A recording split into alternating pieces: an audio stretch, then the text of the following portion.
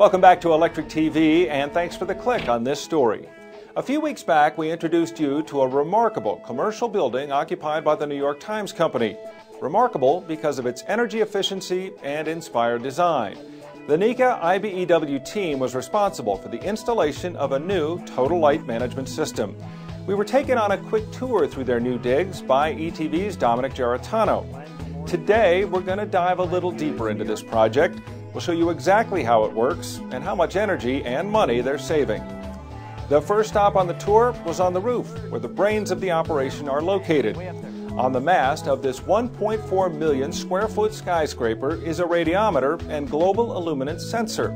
These measure the position of the sun and the brightness of the sky. The natural path of the sun throughout the day is tracked and recorded, and if it's a cloudy day, these sensors recognize that too. Each floor has numerous electrical closets housing multiple electrical panels. The Lutron lighting systems in here talk to the controls and adjust each quadrant of each floor accordingly. The workspaces are equipped with two sets of eyes, daylight sensors and occupancy sensors. They're meant to make quick adjustments on a case-by-case basis. But what really makes this space unique and a true design marvel is the amount of customization that's built in. For that, let's catch up with the tour once again.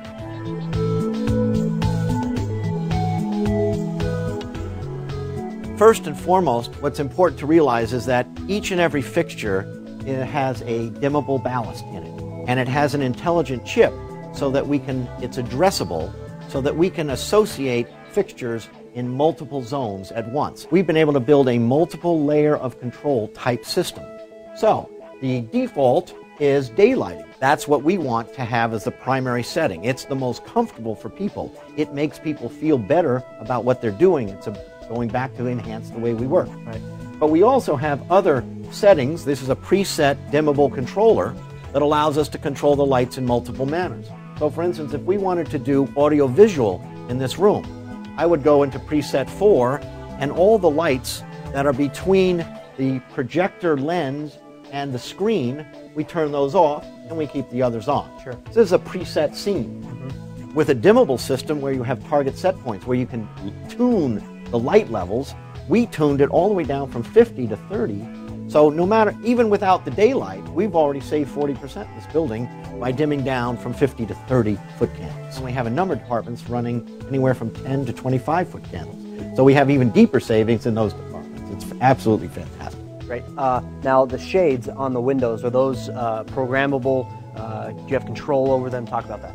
Yes, the automated shade system. This is an automated shade system, and we believe that an automated shade system was necessary if you really want to optimize your energy usage. So the primary algorithms say, bring the shades down if we have direct sun in the plane of the window or if we have glare. Otherwise, let's keep the shades up. And in this building, the shades are up 70% of the time. When you add natural light into people's space, you create a better work environment, which lends to better health. It lends to more creativity, more productivity. And if we can accept that we get 1% productivity improvement in our space, the system paid itself back in a matter of months. And just to reiterate a few points from the first video tour, the electrical contractors were the first ones in the ceiling during the installation process. They installed one complete floor first. The work was then checked by the New York Times Company reps. Flaws were identified and problems were fixed. They completed the remaining 26 floors without compounding any mistakes. Let's take a look at the raw numbers. The New York Times Company is saving at least 40% because they're using 30-foot candles instead of the 50-foot standard. When the lights are on, the energy pumping to them is more than 70% below the required New York City code for wattage per square foot. This all adds up to an annual total savings of $1 per square foot. Multiply that by the 600,000 square feet that they occupy, and the results are astounding. Remember now, this type of installation isn't only available to you owners out there who have a brand new building to work with. Retrofit installations are just as practical. Now that's a lot of bang for your buck. I'm Tom Green. See you again in a couple of weeks.